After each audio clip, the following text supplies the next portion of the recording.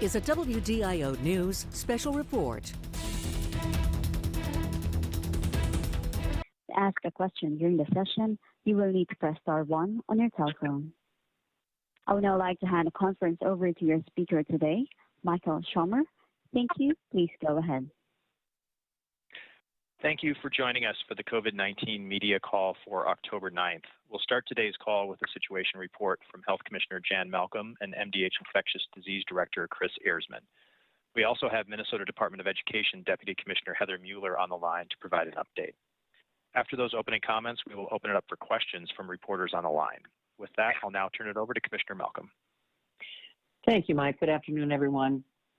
Globally, around the world, we were above 36.5 million cases and 1 million deaths, over 1 million deaths. In the United States, as of this morning, we're now over 7.6 million cases and 212,000 deaths. As we've talked about, these numbers are getting a little bit rote sometimes feeling, which is why I think it was so helpful to hear the stories of Minnesotans the other day in the roundtable that Governor Walz hosted, to put these numbers into context. Of each of these numbers represents a person, a family member, a loved one, a member of our community. Minnesota yesterday, we had an additional 1,401 laboratory confirmed cases of COVID on a total testing volume of just under 32,000 tests processed yesterday. This brings us to a new total of 109,312 cases in Minnesota.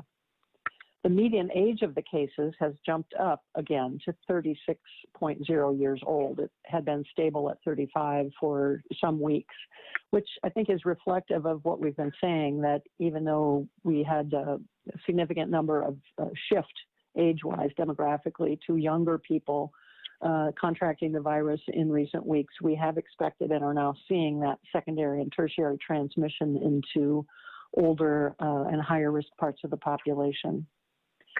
Very sadly, we had 14 additional deaths among Minnesotans reported yesterday, bringing our total now to 2,121 deaths in Minnesota.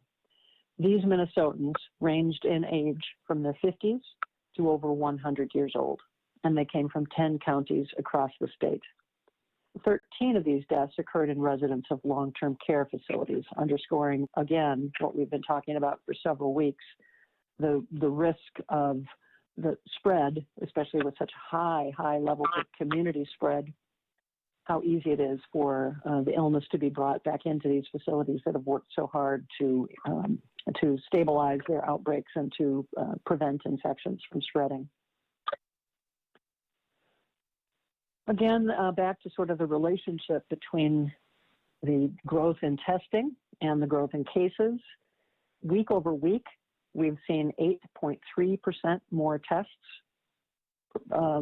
delivered in Minnesota, and the weekly change in cases, so the case growth during that same period of time in the past week, is 7.9%.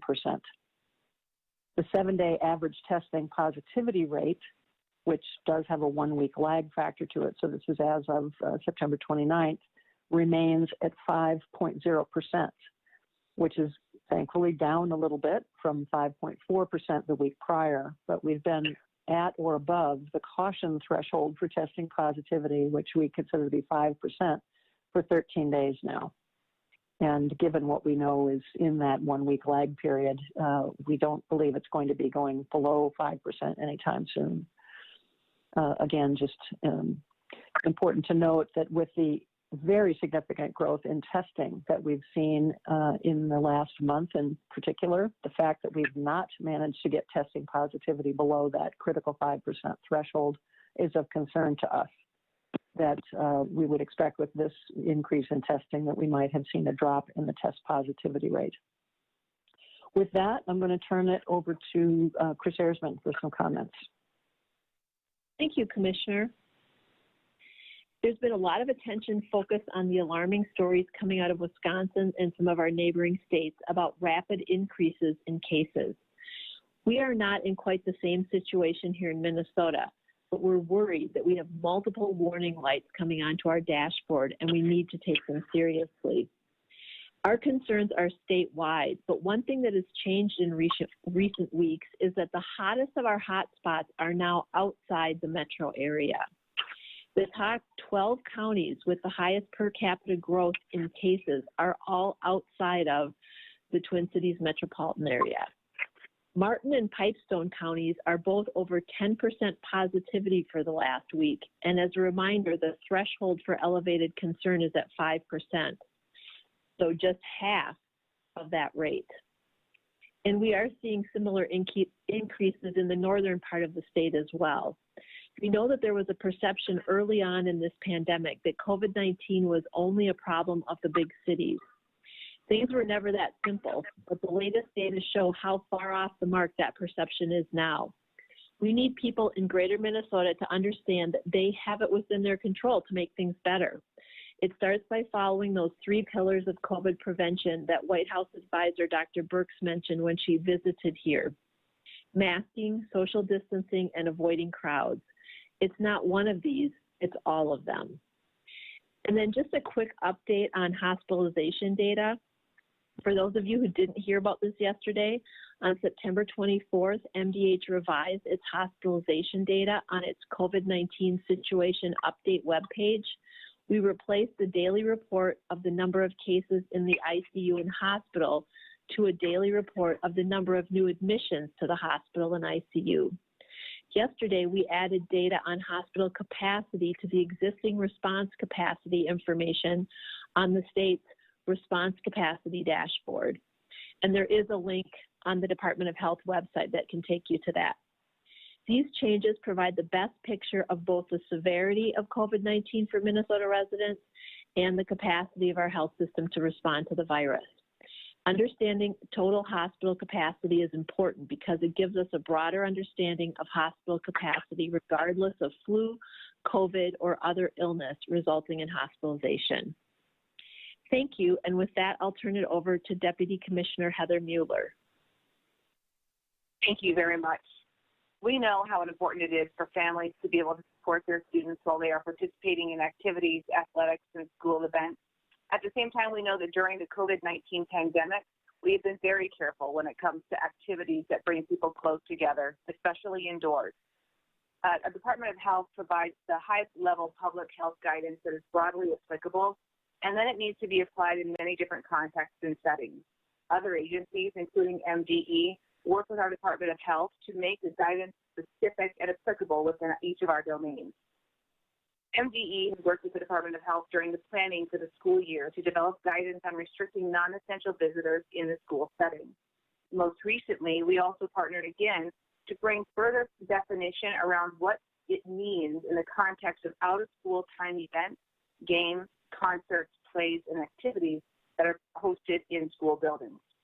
The Department of Education and schools have to balance the important benefits of in-person learning with the mental health and emotional health of our students and with the very real risk of COVID spread in the school environment.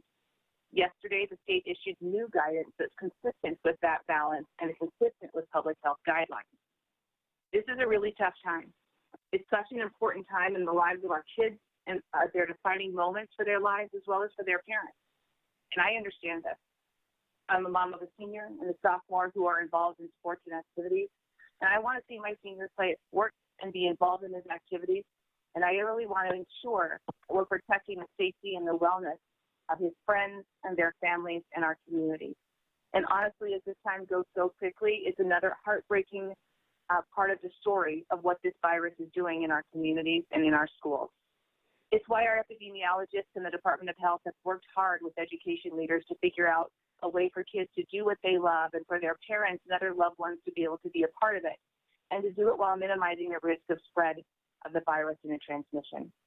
That's what this new guidance is about. It's not perfect, and it gives schools a complicated task, but they're up for that. Some of them were able to implement the new facility guidance as early as last night. I want to make sure that I end with a public thank you to our schools for everything that they are doing and for the Minnesota State High School League and their partnership. Everyone is working so hard to do what's best for our students, and we so appreciate you all. And with that, I will pass it back to Mike. Thank you, Heather. Operator, we are ready to take questions. Ladies and gentlemen, if you would like to ask questions, press star 1 on your telephone. We'll pause for just a moment to compile a Q&A roster. And for our first question, it's from Jeremy Olson from the Star Tribune. Jeremy, your line is open. Hi, you've been talking for some time, and Commissioner, you alluded to this, that growth and infections among young adults and in the communities would eventually result in spread back into long-term care facilities, and maybe today's high death numbers is a reflection of that. But I was wondering if that's still a theoretical growth, or if you're actually seeing increases in cases, outbreaks, infections in long-term care facilities again. Yes, this is Commissioner Malcolm, and I invite Chris to comment as well. But yes, we have been reporting and do report on our various web pages what's going on in long-term care in terms of the number of facilities who have active cases and the breakdown of how many have more than a certain number of cases. So the good news is that still the great majority of facilities do not have active outbreaks, but we are watching with concern as additional facilities each day report new cases, and as there are more cases or more facilities struggling with larger numbers of staff being infected and getting infected from the community spread that we talk so much about. And that produces a double problem. It's both when the staff are sick, they can't work in the long-term care facility, which creates some real staffing challenges, which facilities are working hard to deal with. But then also if the staff are infected but don't know it and are bringing the infection into the facility, it can reignite the spread within those facilities. So yes, we are seeing more facilities reporting cases and reemerging challenges with the number of cases per facility. But again, I want to just reinforce how much fundamental progress has been made with improving infection control and just improving the speed with which, through more rigorous testing and follow-up, that cases can be identified and spread contained. But counterbalance that with the desire that everyone has to allow families, essential caregivers, and families to see their loved ones, all the harms that we've talked about isolation for those living in congregate care facilities. And so as eager as we are to have people able to visit, and the importance of that from a health perspective, that's just made all the more challenging when we're starting to see infections growing again. Sorry for that long answer, but so Chris, again, if you have any specific data you want to chime in on, please feel free. Yep. Thank you, Commissioner. Yeah, Jeremy, what we're seeing is that obviously in the spring we were seeing a large number of cases, and then, as you said, that tapered off. What we've been starting to see is that the number of new cases in long-term care has increased over the last weeks. And so while over the summer we were seeing, a very low number of new cases and staff and residents, we added 77 new cases today. So we've gone from, 20s to 30s to 50s to now we have days where we're adding over 100 cases a day. And today happens to be 77 new cases. I think what is significant and worth noting, and the Commissioner alluded to this, is that the majority of cases are in staff. And so their transmission setting seems to be, outside of the work environment. So that really tells us that the transmission is occurring in the community setting and then coming into the long-term care facility.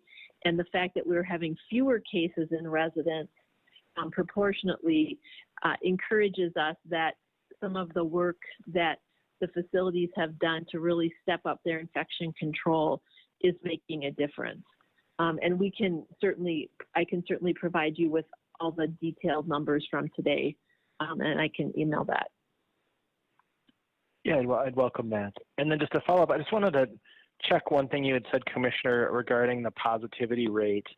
I mean, it was early in the summer when the CDC had estimated that every one positive was 10 cases that had never been tested, but due to being mildly symptomatic or asymptomatic altogether.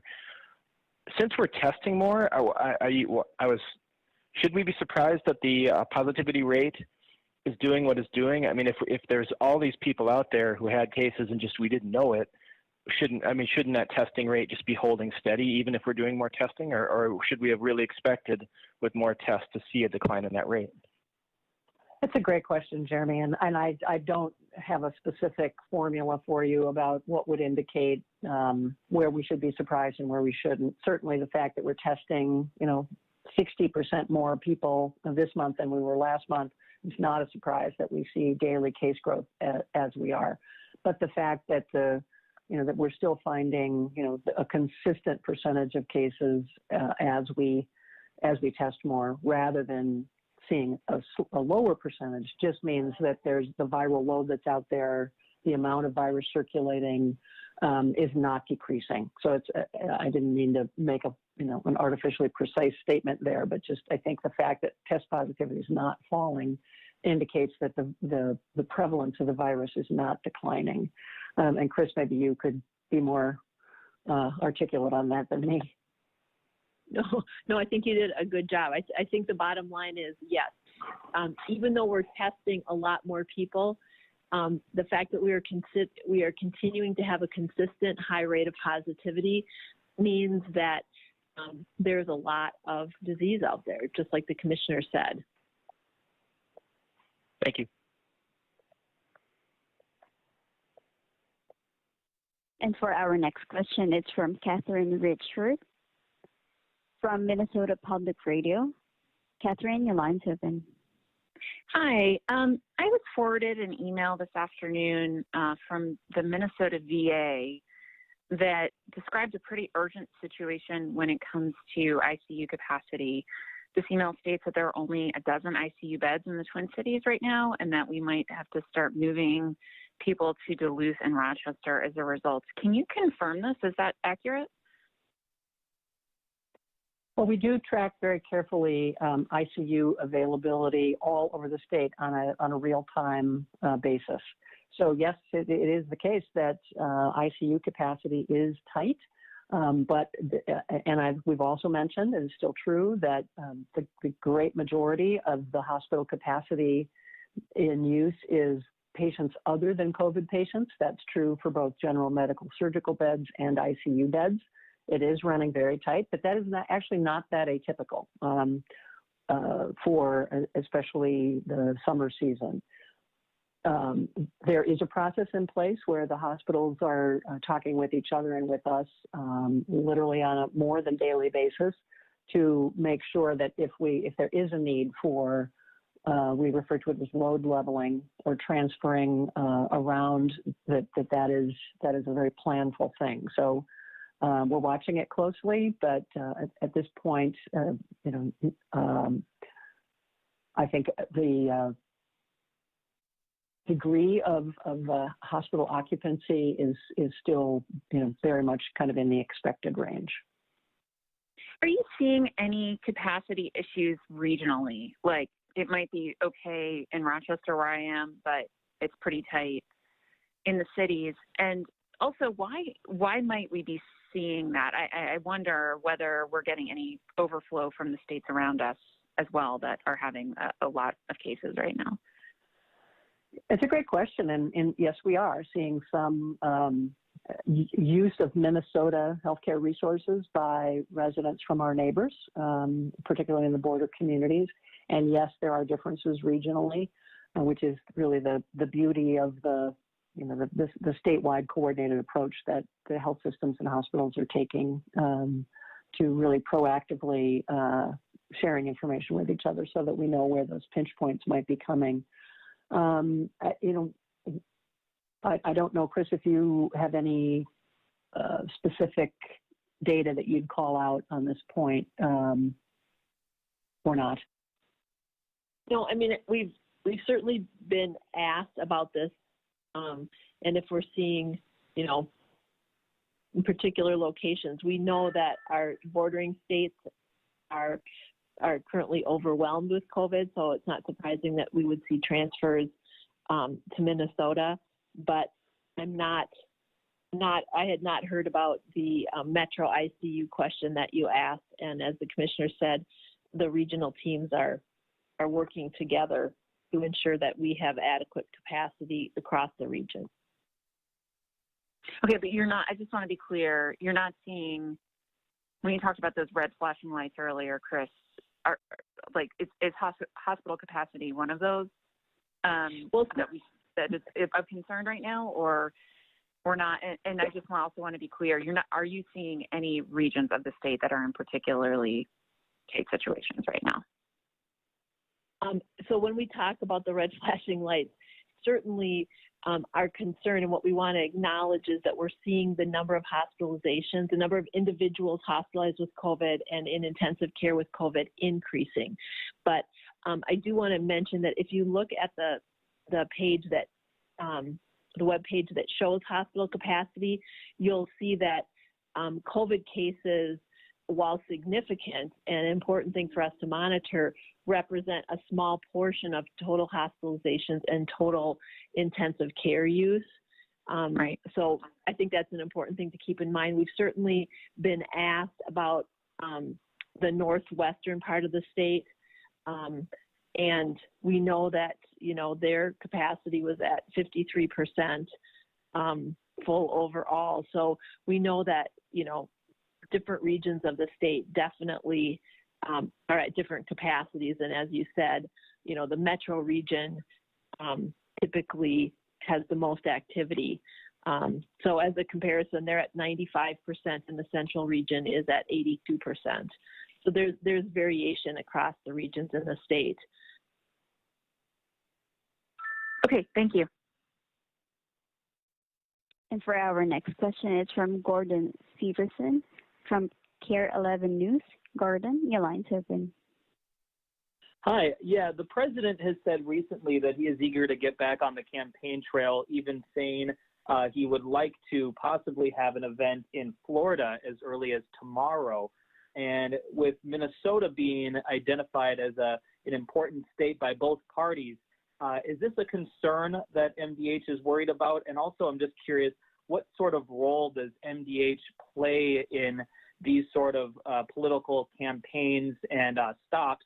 And if MDH doesn't have jurisdiction, which agency kind of is in charge of that? Maybe we could clarify your question in terms of our role.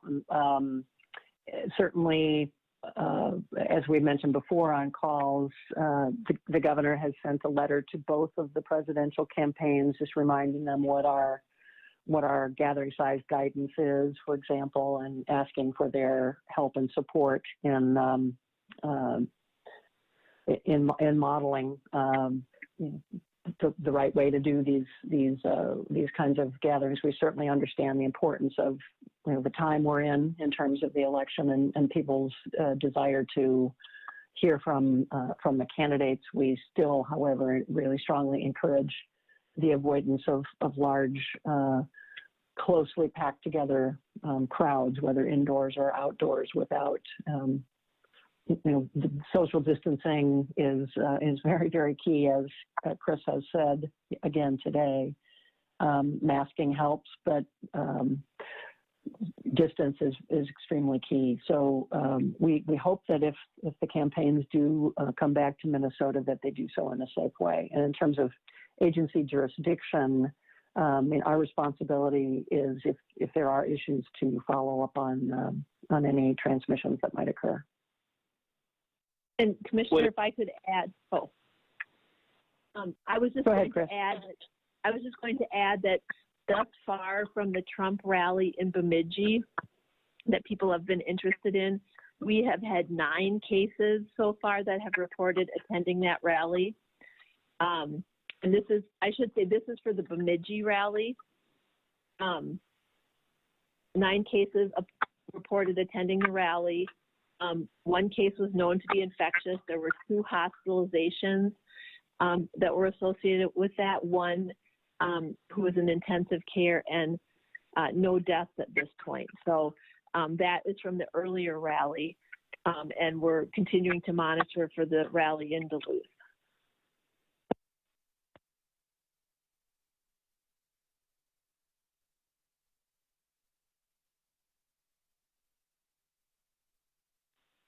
Thank you.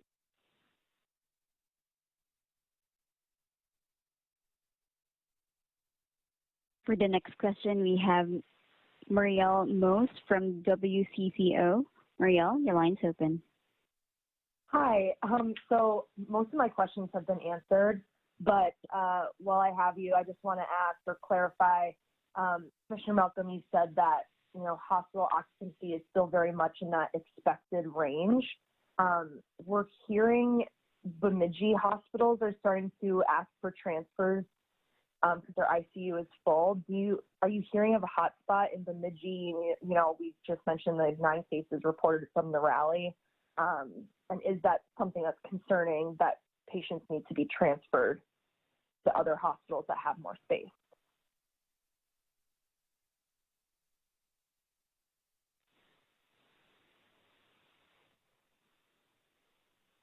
Commissioner, might you be on mute?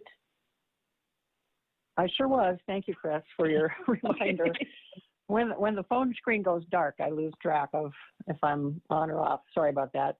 I was just saying I would ask Chris to comment on any regional outbreak data, but just the larger point of, is it a surprise if a specific hospital or a specific region gets tight and needs assistance? No, it's not. I think that's just a fact and a feature of the fact that our health systems generally run pretty lean, if you will. They don't tend to have a lot of excess capacity at any given time.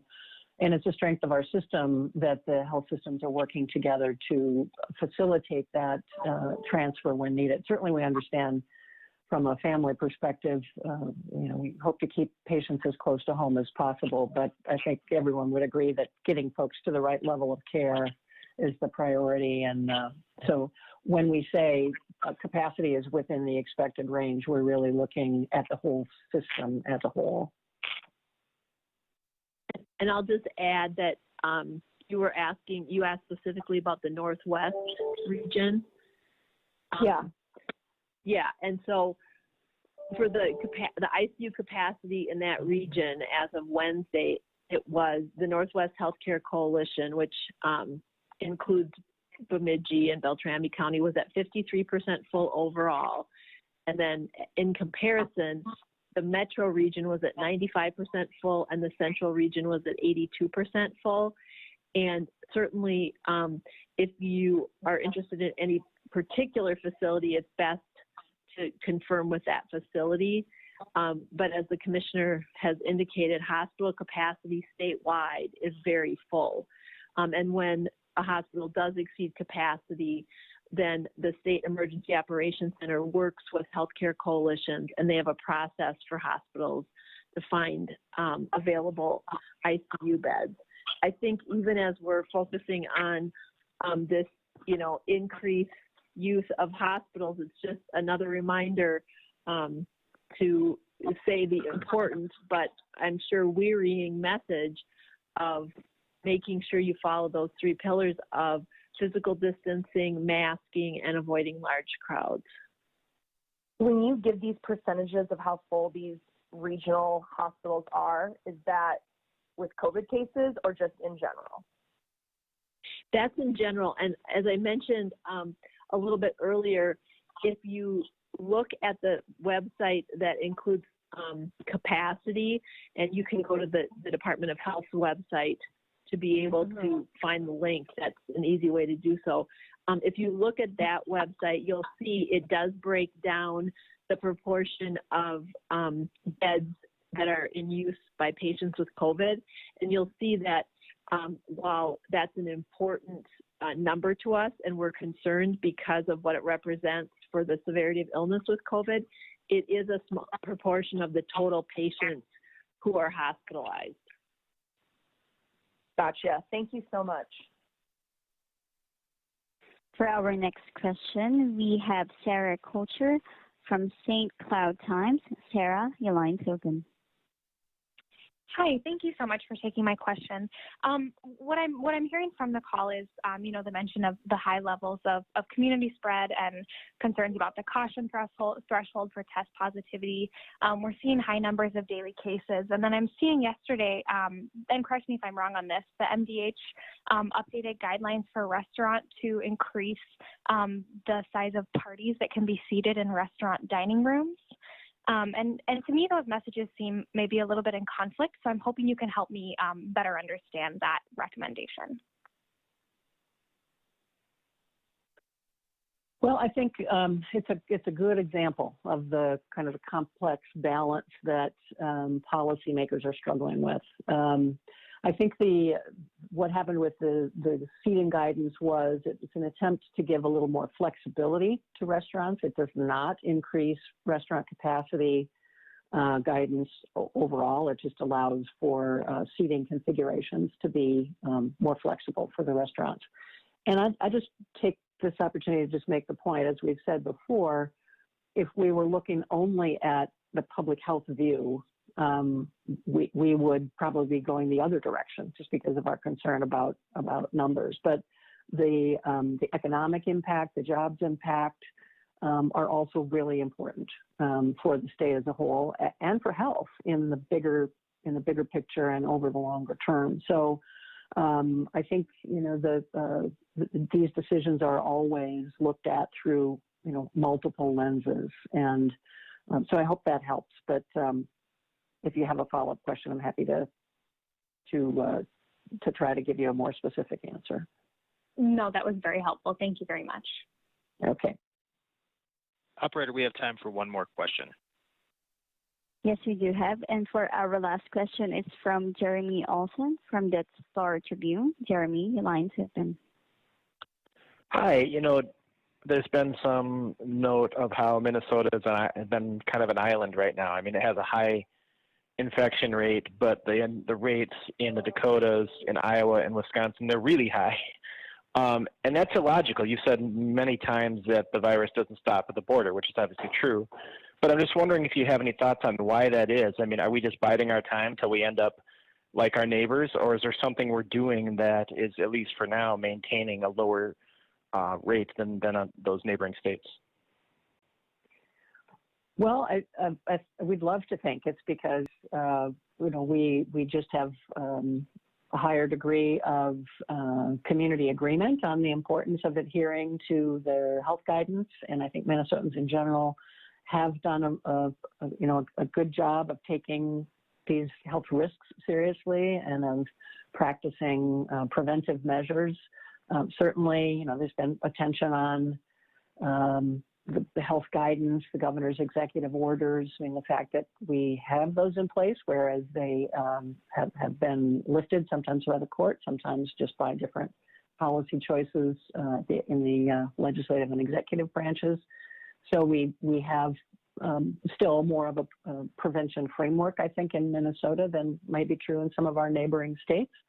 But I think we do look at those growth rates in the neighboring states just as a cautionary tale and a reminder of how quickly things can change, which I think is why Chris made the point earlier on that we just want to be paying close attention to warning signs, and for us that kind of inexorable case growth and the fact that test positivity is so high in some regions of the state and stubbornly stuck at a fairly concerning level for us statewide are just two of the things that we're particularly wanting to just help people understand that there is a great deal of virus circulating around in Minnesota, and that these preventive measures that each of us can take and we all need to take collectively in order to keep things under control is just something you will continue to hear us emphasizing. If I could add on to that, Jeremy, if I could add on to that, I'd just say that over the course of the pandemic, I think we have had the opportunity to comment on Minnesota versus Wisconsin at least 3 or 4 times. And there have been times when we were in a position to be looking a little bit better, and then there were other times where we were in a position where we weren't looking as good. And so I think it just goes to show that the pandemic is certainly unpredictable. And so I think that, you know, we're grateful for every day that we're not, you know, in a absolutely hideous place. But I think it's important, as the commissioner said, we're looking at what's happening in our neighboring states really seriously, because we recognize that things change, and that, you know, being where we are right now, which isn't great, but we haven't completely fallen off the cliff, that could change very quickly. So I think people need to recognize that this is a very fluid situation, and that although, you know, as I always say, we're grateful for every day with a lower case number or a lower death count, it's not a permanent place to sit. And so we could very well end up like our neighbors if we're not careful and if we're not attending to the things that the commissioner mentioned. Thank you. That is all the time we have for this afternoon. If you have any additional questions, please feel free to reach out to our communications office this afternoon. Have a good day, and we will be back with you again on Monday. This has been a WDIO News Special Report.